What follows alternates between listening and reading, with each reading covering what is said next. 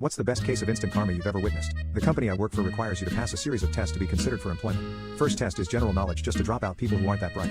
I took my tests with 30 other people that day and 20 of them failed this test. 10 left. Second test was general knowledge part 2 and a further 7 people failed the test, leaving just 3 people left. The tests take a total of 8 hours and there are breaks in between.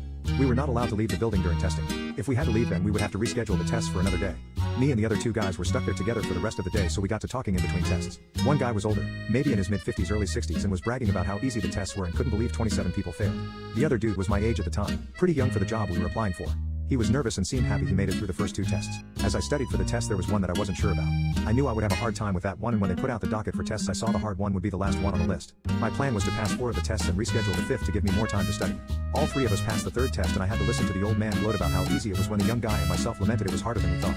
The young man said he knew all the math parts, but the theory and hardware parts would be the most difficult for me.